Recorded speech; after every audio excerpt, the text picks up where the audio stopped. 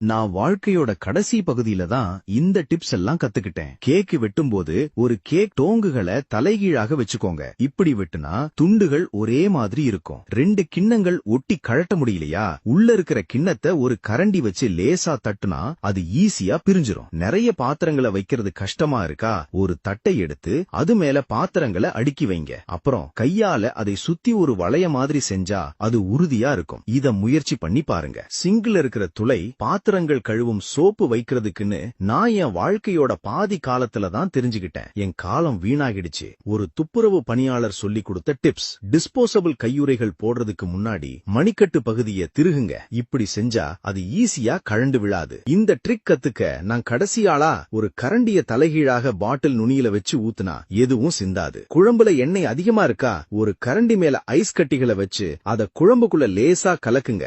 எண்ணெய் எல்லாம் குளிர்ந்து கரண்டியில ஒட்டிக்கும். சாதம் கஞ்சி மாதிரி ஆயிடுச்சா, அது மேல ஒரு பிரெட் துண்ட வச்சு 2 நிமிஷம் சூடு பண்ணுங்க. அந்த பிரெட் எக்ஸ்ட்ராலா இருக்கிற தண்ணிய உறிஞ்சிரும். சூப்ல உப்பு அதிகமாயிடுச்சா, தோல் உரிச்ச உருளைக்கிழங்க போட்டு கொஞ்ச நேரம் கொதிக்க விடுங்க. அது அதிகமா இருக்கிற உப்பை உறிஞ்சிரும். முட்டை ஓட துண்டுகளை எடுக்கிறது கஷ்டமா இருக்கா, ஒரு ட்ரிக் இருக்கு. உங்க விரல தண்ணியில நனைச்சு ஓட்ட தொட்டா அது ஈஸியா வெளியில வந்துரும். வேகமா குளிர்ச்சியாக்கும் முறை. ஒரு ட்ரிங்க்ஸ வேகமா குளிர்ச்சியாக்கணுமா, பாட்டிலுக்கு மேல ஒரு ஈரமான பேப்பர் டவலை சுத்தி அத ஃப்ரிட்ஜ்ல வைங்க. இது வெறுமனே வைப்பதை விட சீக்கிரமா குளிர்ந்துரும். கொசுவர்த்தி சுருளை பிரித்தல். கொசுவர்த்தி சுருளை பிரிக்கும் போது ஈஸியா உடைஞ்சிரும். இந்த ட்ரிக்ஸை யூஸ் பண்ணுங்க. 2 பக்கமும் லேசா பிடிச்சு டேபிள் மேல தட்டி அப்புறம் பிரிச்சா அது சரியா பிரியும். நிறைய பேர் சாக்ஸை இழுத்து பிரிப்பாங்க. ஆனா நல்லா பாருங்க, இதுல ஒரு நீளமான நூல் இருக்கும். அத லேசா இழுத்தா அது ஈஸியா பிரியும். பால் பாட்டில மூடிய கீழே வச்சு ஊத்துனா காத்து உள்ள போக கஷ்டமா இருக்கும். அதனாலதான் சிந்துது. பால் பாட்டில திருப்பி மூடிய மேல வச்சு ஊத்துனா அது மென்மையா வரும். உங்க போன் சத்தம் கம்மியா இருக்கா,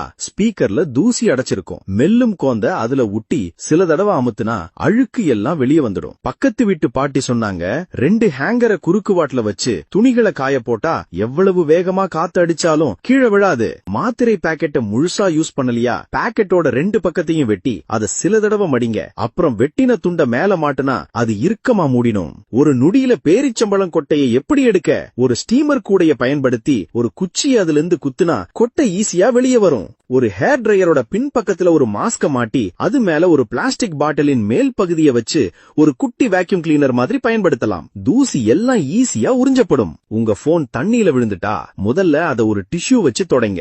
எந்த பட்டனையும் அமுத்தாதீங்க. சார்ஜர் போடாதீங்க. ஹேர் டிரையர் யூஸ் பண்ணாதீங்க. அத ஒரு பாத்திரத்துல அரிசிக்குள்ள வைங்க. அடுத்த நாள் அது வேலை செய்யும். இன்னும் நிறைய பயனுள்ள குறிப்புகளுக்கு என்ன ஃபாலோ